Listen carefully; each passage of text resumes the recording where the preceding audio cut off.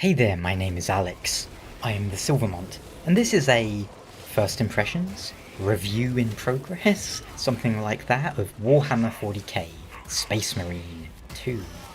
I covered the first title many years ago, and you can check out my review of that if you so wish. But Space Marine 2 doesn't require knowledge of the first game to be enjoyed. It is set some hundreds of years later.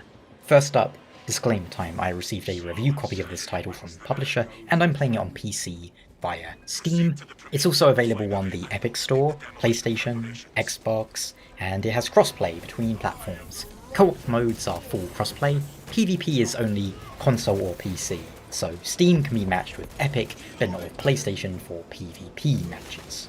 Beyond that, the game is split primarily into three modes at launch: Campaign, Eternal War, and Operations.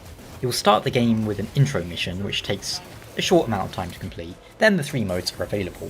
Campaign is a 3-player co-op.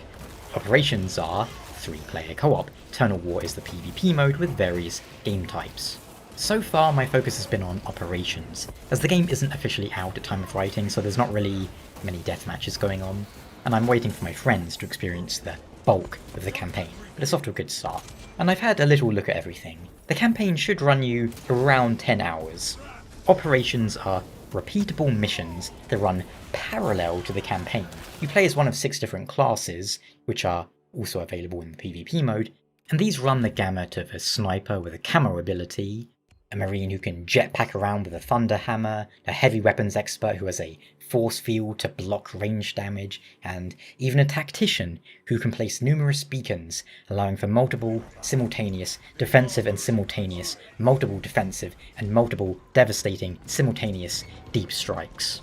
The game certainly encourages teamwork, and these classes have nice synergy with each other too, and you might need it because the game is harder than I expected. It's not incredibly hard, but even the lowest difficulty operation was more than I thought it would be. You can also customize your Eternal War and Operations characters with a progress system that lets you unlock colours, armour pieces, and the like, on top of levelling your character classes and weapons up to enhance their strength.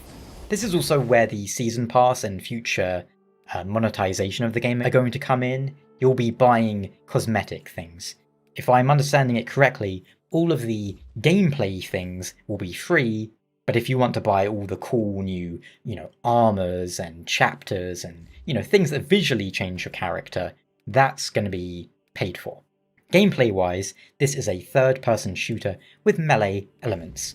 I believe this game comes from the same studio who made the World War Z game a few years back. I played that too. It's a pretty fun horde shooter, and it shows a bit of common DNA here, if only in the sense that you will see hundreds of aliens on the screen just waiting to be annihilated.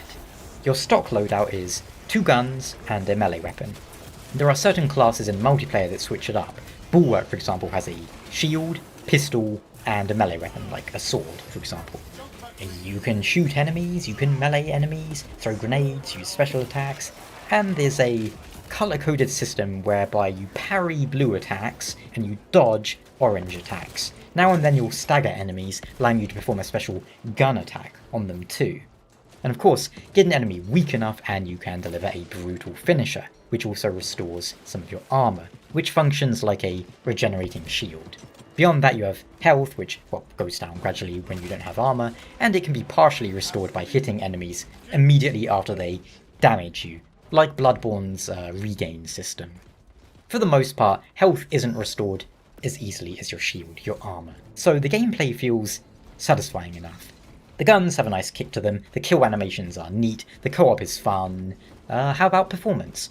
Well, so far, it's been okay for me. I'm running the game maxed out at 1440p, and the frame rate does dip to 50. I think the lowest I had at one point was 45, and I'll point out this is also with a 60 FPS cap that I put on the game myself. It has support for 30, 60, 90, 120 and unlimited frame rate caps.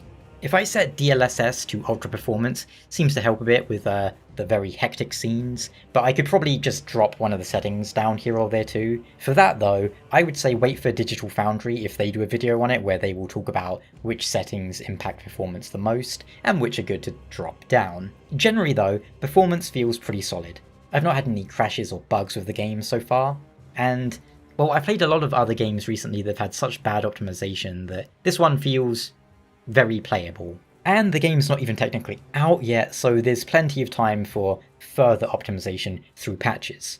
There's also colorblind options and the usual PC graphic options. You can turn motion blur off, which is always one of the first things I look for. Install size is a very respectable 65GB for me on Steam, which I approve of. Game comes with voiceover options for English, French, German, Russian, Spanish, Mandarin Chinese, and Japanese. You can also swap it in the middle of the campaign. You don't need to go back to the main menu. And yes, I went through all of them. English is S tier, Japanese and Russian are A tier, the rest are B tier, apart from Spanish, down in C tier. I'm arbitrarily basing that on the 5 lines I listen to in each language. But that's about it. Game's cool so far. I do miss the orcs from the first game because I think Warhammer orcs are some of the funniest enemy types, and I love to see them. But I'm having fun with the game. Any comments? Any questions? Leave them down below and I'll get back to you ASAP. Full review a bit later on when I've had a chance to complete the campaign and do some PvP maybe. Until then, have a great day. Thanks for watching. Ciao.